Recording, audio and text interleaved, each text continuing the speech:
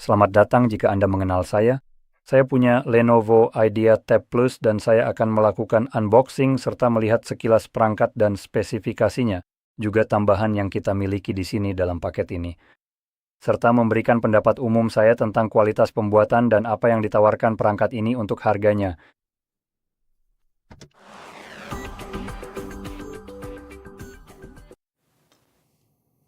Jadi sebelum saya benar-benar mulai dengan unboxing, saya ingin menyebutkan satu hal dengan cepat. Jadi saya sama sekali tidak disponsori oleh perusahaan manapun dalam bentuk apapun. Jadi apa yang akan saya katakan di sini murni pendapat pribadi saya yang tidak dipengaruhi oleh orang lain. Dan jelas ini memungkinkan saya untuk mengatakan apapun yang saya inginkan, yang mana itu sangat bagus. Dan saya tidak perlu takut jika Anda tahu perusahaan yang tidak menyukainya tidak akan memberi saya perangkat apapun. Bukan masalah besar, saya tidak peduli. Jadi bagaimanapun, mari kita langsung saja ke bagian ini. Mari kita potong jalannya.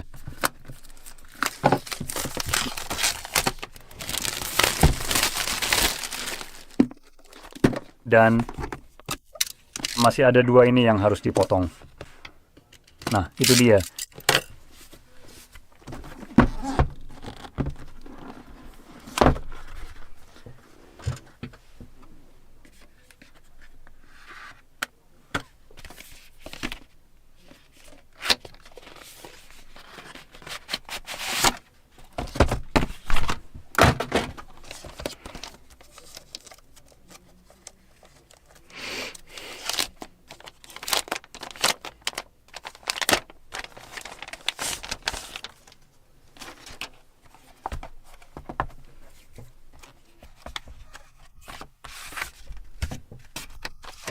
Oke, jadi di sini kita punya casing keyboardnya. Oke, saya akan menyisikannya dan mari kita lanjut ke tabletnya.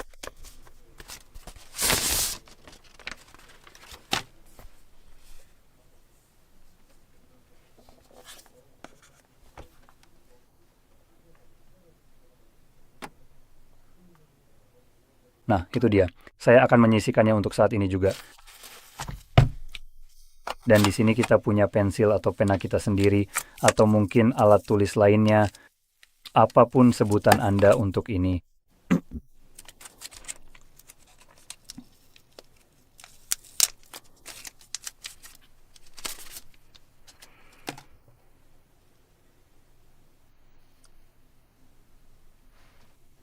Oh, tidak, ini salah satunya.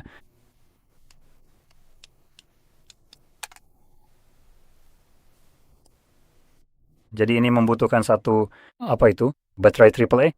Sepertinya, tunggu, ada yang namanya baterai quadruple A. Astaga, aku tidak pernah tahu benda seperti ini ada. Nah, begini. Wow, oke, itu benar-benar menarik ya. Aku baru saja belajar hal baru. Sekarang di sini cuma ada dokumen, jadi biarkan saja, lagi pula tidak ada yang peduli.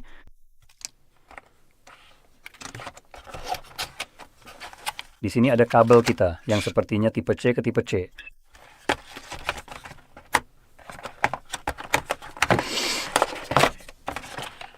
Oh, oke, tidak ada apa-apa di sini.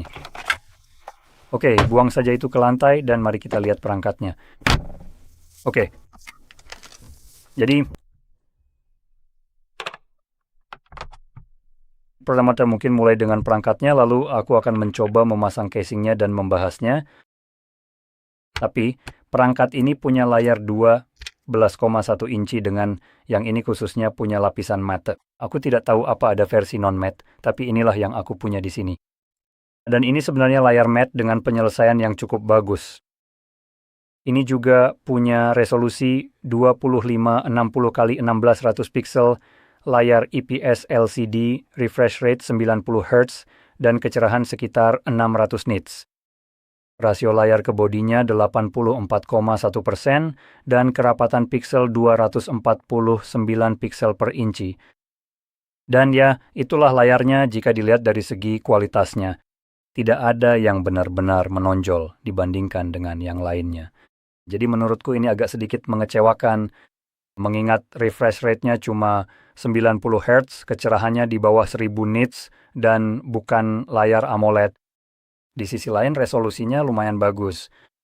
Sekali lagi, tidak ada yang luar biasa di sini, tapi mengingat aspek layarnya, banyak hal yang sedikit diturunkan kualitasnya. Setidaknya kita punya itu. Aku pribadi selalu suka layar yang kualitasnya sedikit lebih tinggi, jadi aku ingin sesuatu seperti AMOLED, itu akan jadi pilihan utamaku. Dan Lalu misalnya peningkatan refresh rate hingga 120.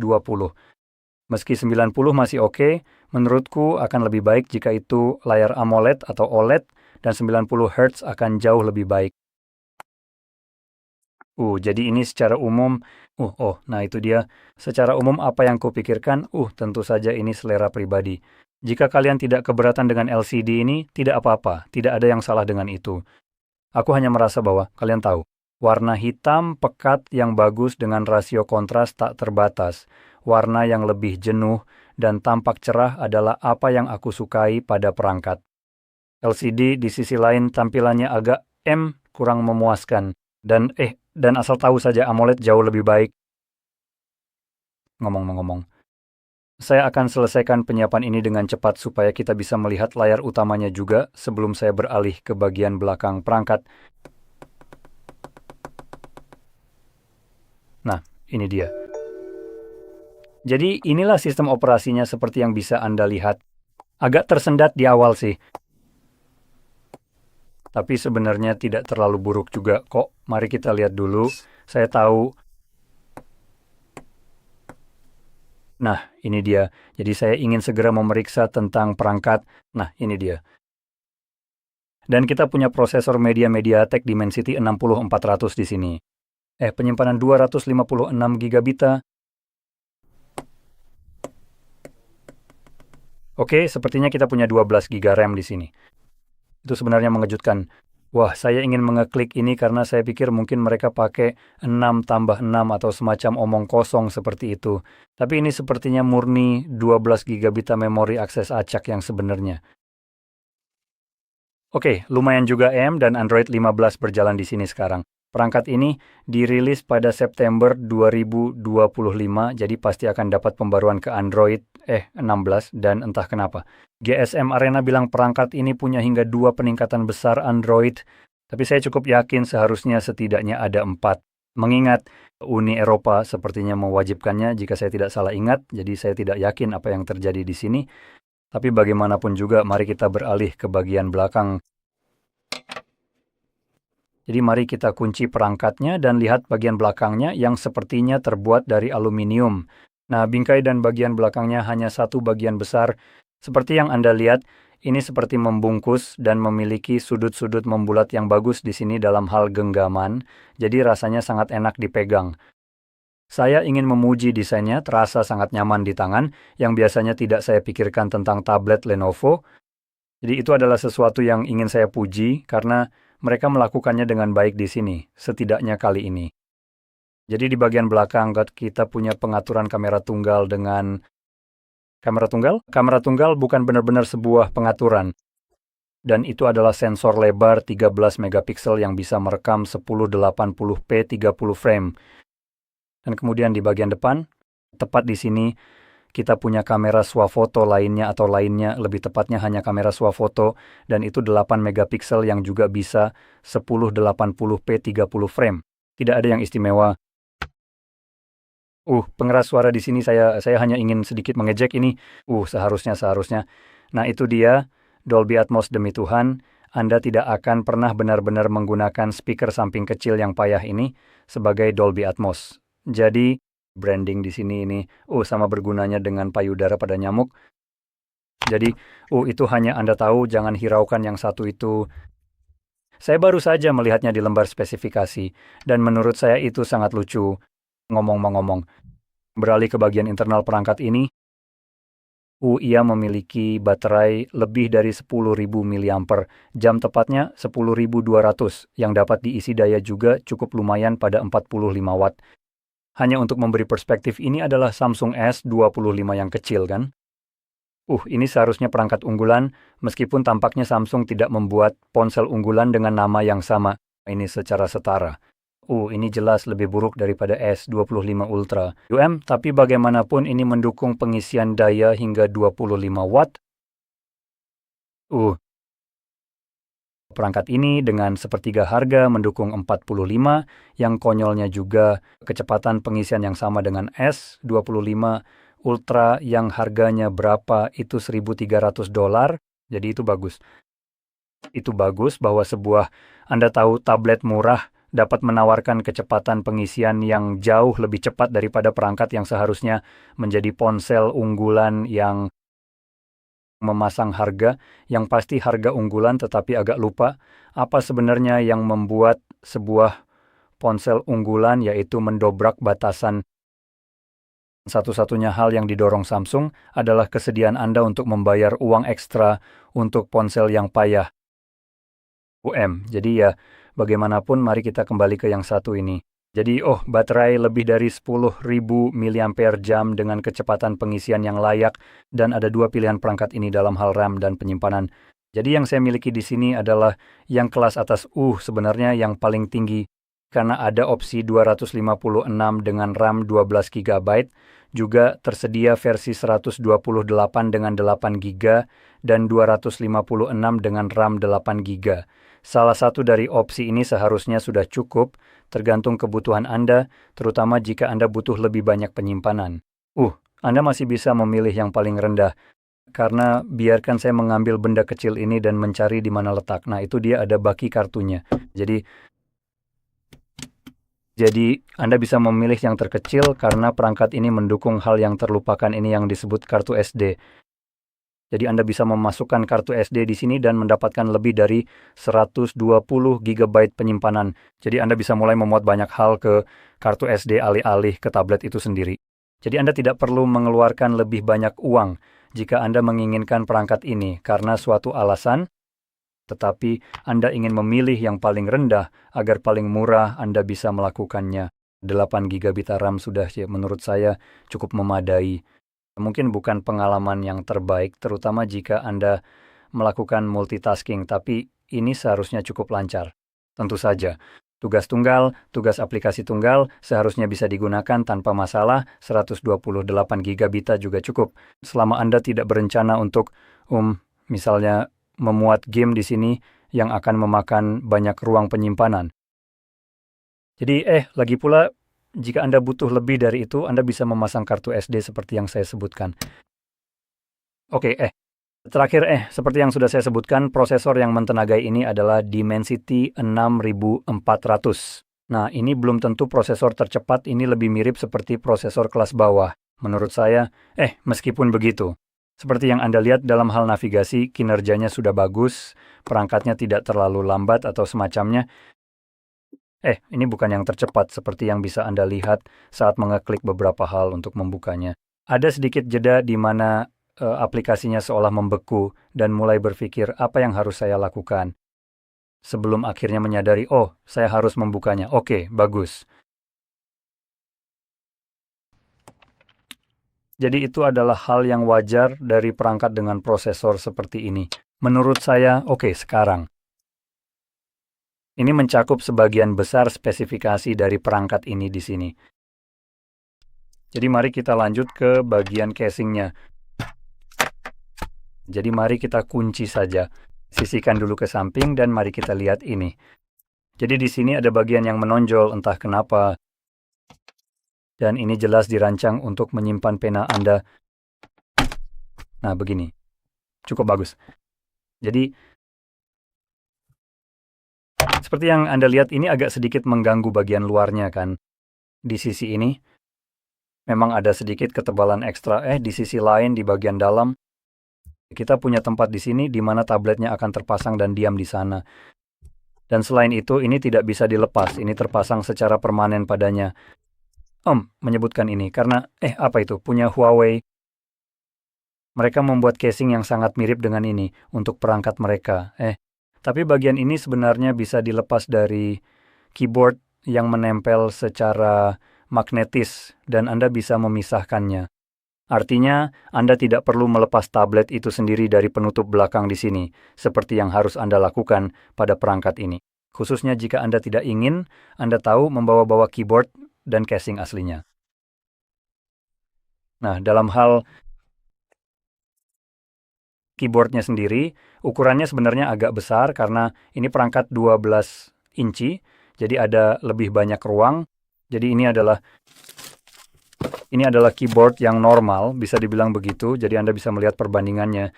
Dari segi ukuran, ini sangat mirip dengan apa yang bisa dianggap sebagai tata letak keyboard normal. Sejujurnya, ini mungkin yang biasa Anda lihat di laptop.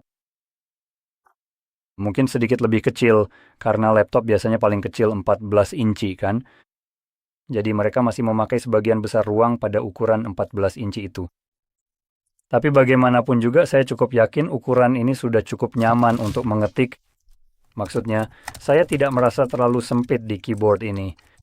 Dari segi rasa, ini punya jarak tekan yang lumayan,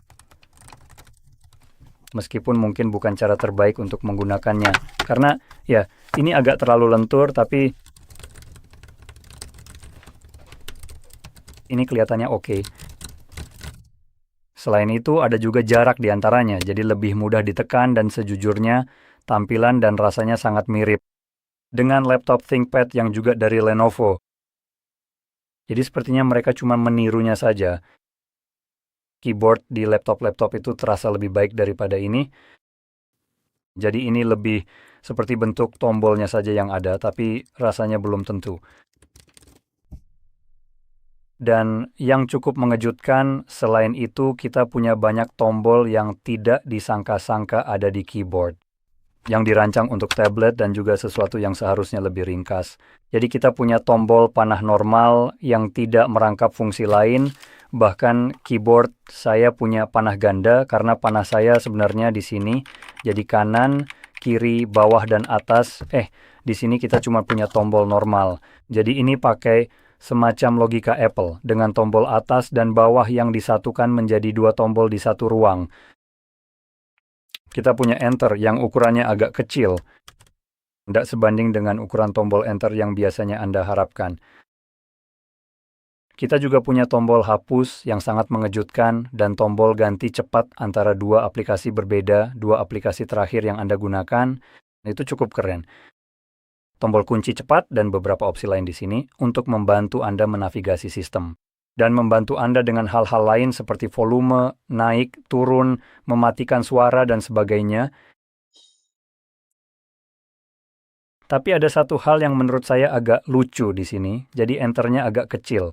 Tapi demi apapun, tombol kontrol di sini benar-benar menguasai sebagian besar tata letak keyboard ini. Ini salah satu tombol kontrol terbesar yang pernah saya lihat sejauh ini, apalagi di keyboard seukuran ini sampai memakan banyak tempat. Anda bisa saja ya tahu sendiri, entahlah, geser tombol-tombol ini sedikit lebih jauh, mungkin buat tombol spasinya sedikit lebih besar, akan jauh lebih baik bagi saya daripada memiliki tombol kontrol sebesar ini. Maksud saya, apa sih yang mau saya kontrol pakai ini? Ngomong-ngomong, hal terakhir, mari kita pasangkan perangkat kita di sini. Oke, jadi jelas menempel secara magnetis. Terpasang cukup baik dan agak sulit untuk melepaskannya dari sini. Jika Anda berpikir bahwa Anda tahu, jika Anda memegangnya seperti ini, itu pasti tidak akan merosot, ayolah, saya mencoba mendemonstrasikannya, itu pasti tidak akan begini dan jatuh. Jadi itu sudah terpasang di sana. Sekarang, dalam hal menyiapkannya, Anda cukup melakukan logika semacam ini dan memasangnya seperti ini, dan otomatis terhubung. Jadi, ya, sekarang satu hal yang ingin saya lihat lebih banyak, ini sebenarnya juga menempel secara magnetis ke bagian dasarnya di sini. Dan cukup kuat, wah. Satu hal yang mungkin ingin saya lihat sedikit lebih banyak adalah jika keyboard di sini yang ada di bagian bawah digeser. Sedikit lebih tinggi mungkin, dan kemudian ruang yang ada di sini yang kosong bisa saja jelas dibalik dan memberi Anda trackpad. Itu akan jauh lebih baik. Tapi jelas itu butuh lebih banyak rekayasa, ya mirip seperti iPad dari Apple, di mana sisi semacam ini lebih seperti Anda tahu yang berpegas, jadi Anda bisa menahannya, misalnya dalam posisi seperti ini. Jadi ini akan terkunci pegas seperti ini, tidak bergerak tapi akan melayang, memungkinkan Anda menggerakkan keyboard itu kan. Jadi itu menurut saya akan sedikit lebih bagus. Itu satu hal yang sebenarnya saya sukai dari Apple casing folio seperti ini yang mereka miliki, memberi Anda pengalaman yang lebih mirip laptop. Meskipun sejujurnya Anda bisa jika saya benar-benar memilikinya di sini, tapi tentu saja tidak karena seseorang mengambilnya dan tidak mengembalikannya. Tapi jika Anda punya salah satu dongle itu, tipe C yang Anda colokkan, Anda bisa mengambil mouse nirkabel, mencolokkannya melalui dongle itu. Dan siapkan saja secara normal seperti sebelumnya dan dapatkan kontrol mouse. Android secara langsung bisa berfungsi dengan mouse. Mungkin tidak bekerja dengan maksimal, ada fitur penghalusan di dalamnya. Jadi jika Anda menggunakan mouse fisik seperti yang satu ini dan Anda ingin, Anda tahu sekadar menggulir layar secara normal. Ini akan sedikit menjengkelkan karena ada fitur penghalusan itu yang utamanya dirancang untuk trackpad jika perangkat memilikinya. Trackpad jelas terasa sedikit lebih baik dengan penghalusan semacam ini. Mouse di sisi lain tidak terlalu terasa enak, tapi secara umum untuk kegunaan saat bepergian jika Anda memiliki mouse seperti itu. Ini sangat murah, seperti saya membayar mungkin $30 untuk ini. Jadi Anda bisa selalu pakai mouse seperti ini. Ini nirkabel pakai baterai AA dan bakal berfungsi baik di sini. Sayangnya saya tidak bawa dongle-nya di sini untuk dicolokkan ke sini. Tahu tidak? Ternyata saya punya satu. Saya tidak tahu apa. Itu saja malah jatuh. Ayo kita ambil. Oke, biar saya cabut dulu mouse-nya. Nah, ini dia. Tunggu, tadi itu cara yang benar. Jadi semoga saja ini berhasil. Jadi sekadar menunjukkan ini kepada Anda bisa melihat kursor mouse-nya. Dan itu juga menarik. Bagus juga akhirnya saya colokkan. Jadi saat Anda menyambungkan mouse, ini otomatis beralih ke mode desktop. Jadi seperti yang Anda lihat, ada aplikasi-aplikasi di sini. Jadi saya tinggal klik 2 kali membukanya seperti ini, dan ini memungkinkan biar saya kurangi tingkat responsivitasnya. Jadi Anda bisa lihat ini bekerja sangat baik, dan Anda bisa menggerakkannya. Jadi ini jelas mencoba meniru desktop biasa. Seperti yang saya katakan, jika Anda berencana memakai mode ini, Anda akan lebih diuntungkan jika punya RAM lebih besar. Karena Anda bisa, saat Anda membuka banyak aplikasi berbeda dan semuanya berjalan bersamaan, itu membuatnya agak berat untuk dikelola perangkat. Tapi selain itu, pengalamannya sebenarnya tidak seburuk itu. Dan hal terakhir yang ingin saya bahas mungkin adalah harga perangkat ini yang harganya sekitar berapa ya, $300? Biar saya cabut ini sebentar dan pasang lagi ke komputer saya, supaya saya bisa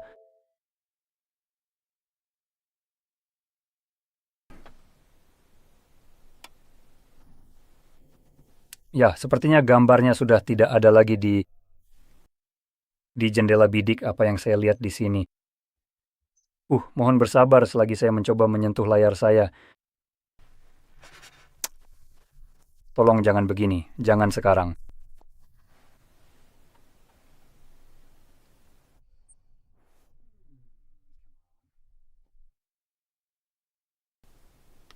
Tahu tidak, saya akan lanjut saja dan berharap semuanya lancar.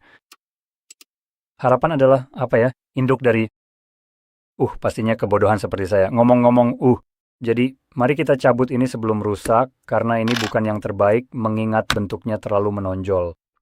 Jadi untuk sekitar $300 Amerika, harga perangkat ini menurut GSM Arena, ini sebenarnya perangkat yang lumayan oke. Secara pribadi saya mungkin akan mencari sesuatu dengan layar berbeda, meski harus saya akui Fakta bahwa tablet 12 inci berukuran cukup pas ini menawarkan mode desktop dan papan ketik. Sejujurnya ini hal yang cukup menarik untuk ceruk pasar yang sangat spesifik. Jika Anda tidak termasuk dalam ceruk yang butuh papan ketik seperti ini, mode desktop, layar matte, dan sebagainya, maka jelas Anda bisa menemukan perangkat yang lebih baik yang tidak menawarkan fitur khusus ini, tapi lebih bertenaga. Tapi jika misalnya Anda mencari sesuatu yang mungkin Anda hanya ingin mencatat di sekolah atau apapun, dan Anda tidak terlalu suka membawa-bawa laptop sungguhan, ini dengan baterai 10.000 mAh seharusnya bisa bertahan cukup lama, dan fakta bahwa ini memberi Anda kemampuan untuk mungkin Anda tahu misalnya menulis normal, jika saya bisa menemukan penanya dimanapun saya menaruhnya. Baiklah, ada di sini. Jadi jelas Anda bisa menggunakan penanya untuk menulis secara normal di sini. Dan karena permukaannya matte, itu menambah semacam hambatan. Jadi mungkin terasa sedikit lebih baik. Jadi itu satu hal positifnya. Dan fakta bahwa ini dilengkapi papan ketik, jika Anda tidak ingin menulis, Anda bisa menggunakannya. Bisa jadi alternatif bagus untuk laptop dan juga relatif murah jika Anda mempertimbangkan misalnya MacBook. Saya menyebutkan itu hanya karena untuk belajar di mana Anda tidak bisa mencolokkan perangkat Anda, saya rasa MacBook adalah salah satu perangkat yang pastinya bertahan paling lama dalam hal masa pakai baterai. Jadi jika Anda mempertimbangkan tidak bisa mencolokkannya untuk mengisi daya, laptop, Windows biasanya tidak bertahan selama ini, kecuali jika Anda mencari versi ARM spesifiknya. Jadi sebagai gantinya, Anda bisa memilih ini, memberi Anda akses ke semua aplikasi dan beberapa fitur lainnya, sambil bertahan lebih lama dan pastinya sedikit. Menurut saya pribadi lebih baik daripada sesuatu seperti Chromebook, yang mana Chromebook juga laptop, saya rasa mirip dengan ini. Tapi saya rasa Chromebook sedikit lebih mahal harganya. Jadi bagaimanapun, itu saja kesimpulannya. Jadi saya harap video ini bermanfaat dan jika ya jangan lupa tekan suka, berlangganan dan terima kasih sudah menonton.